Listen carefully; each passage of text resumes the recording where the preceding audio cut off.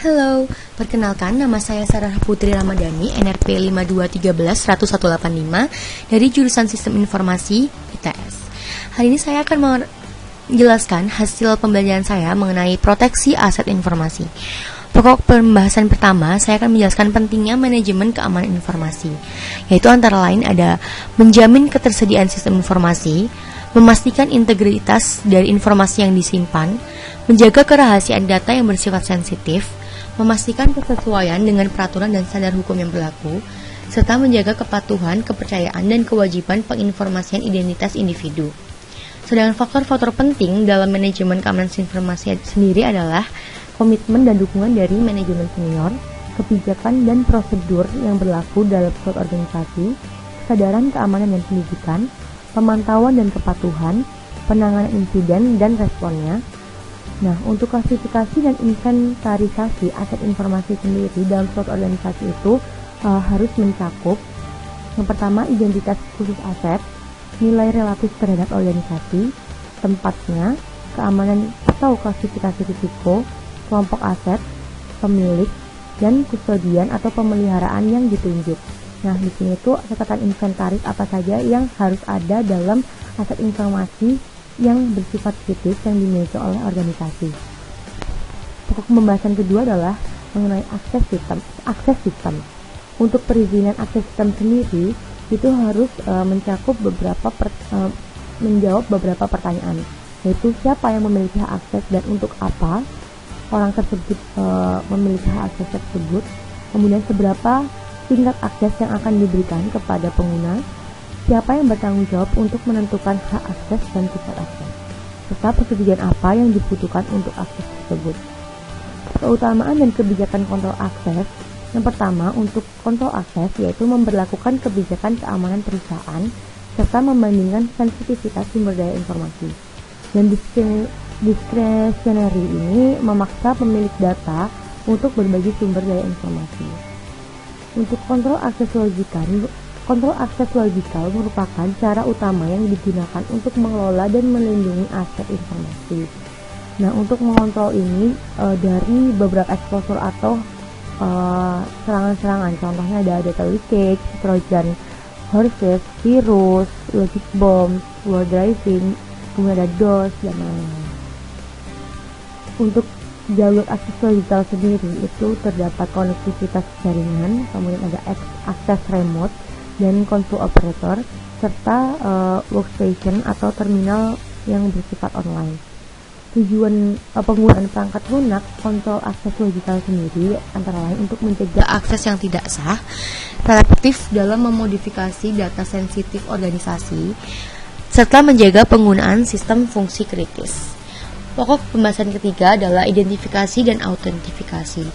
Nah, untuk yang kerentanan umum itu biasanya meliputi metode autentifikasi yang lemah, kemudian kurangnya kerahasiaan dan integritas informasi autentikasi yang tersimpan, kurangnya enkripsi untuk autentikasi dan perlindungan informasi yang dikirimkan melalui jaringan, serta kurangnya pengetahuan user tentang risiko terkait dengan berbagai password yang dimiliki, token keamanan, dan lain-lain.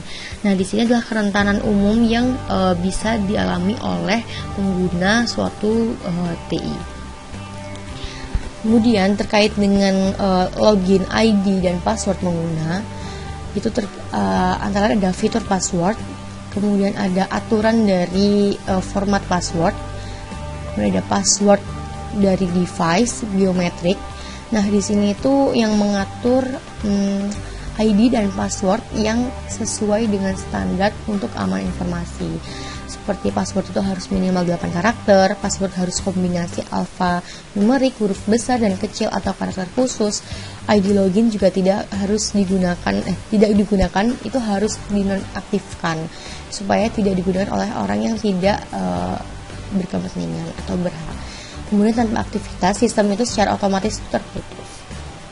Nah, untuk yang selanjutnya adalah tentang single sign-on atau disingkat dengan SSO, yaitu merupakan proses untuk mengkonsolidasikan semua fungsi administrasi, autentikasi, dan otorisasi ke dalam platform organisasi untuk dijadikan fungsi administratif terpusat. Nah, di sini tuh ada jadi beberapa platform sistem dalam suatu organisasi itu dapat dikonsolidasikan atau diintegrasikan dalam suatu tampilan single atau tunggal. Keuntungan dari SSO sendiri, yang pertama, multiple password itu tidak lagi dibutuhkan. Jadi kalau misalnya setiap platform aplikasi atau sistem itu memiliki beberapa password, nah karena adanya SSO ini bisa jadi satu password saja. Kemudian meningkatkan manajemen dari akun pengguna dan otorisasi untuk seluruh sistem yang berhubungan.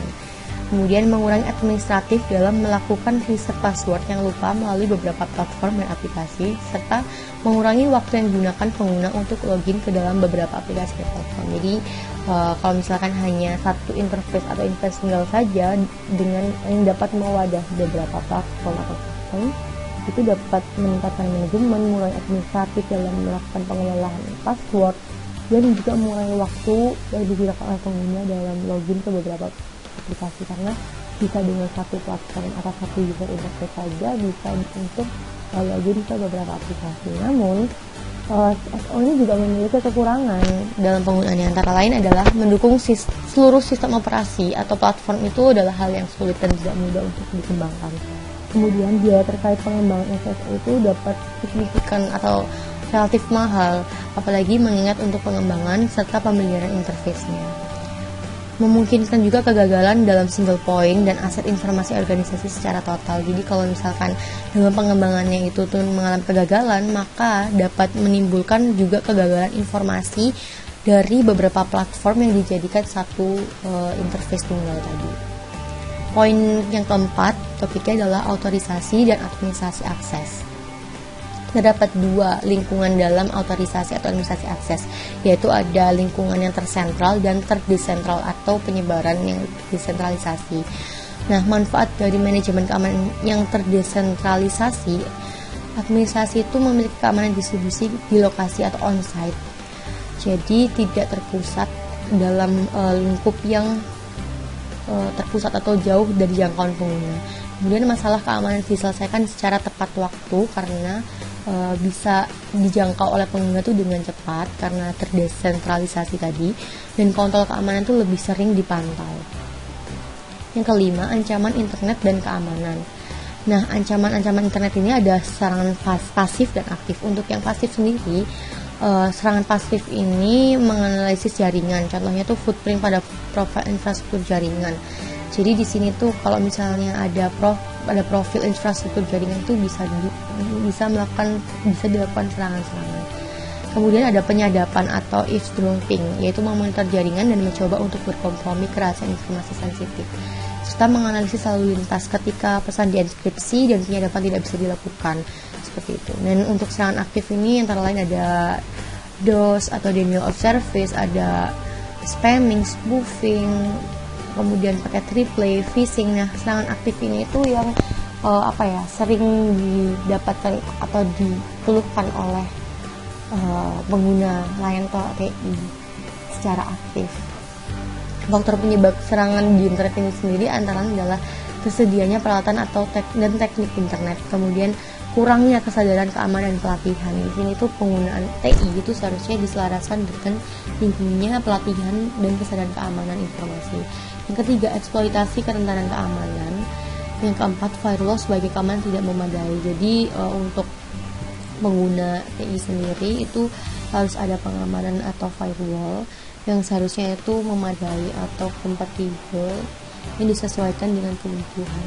Kemudian yang poin ke-6 adalah keamanan fisik dan lingkungan, di mana keamanan lingkungan ini antara lain ada porous failures atau kegagalan dalam power atau energinya seperti alarm control, kemudian electric surge protectors. Nah, di sini tuh apa yang harus diamankan ya, seperti fire atau untuk mengelola atau untuk pemadam kebakaran, seperti airnya juga, water detectors dalam suatu gedung.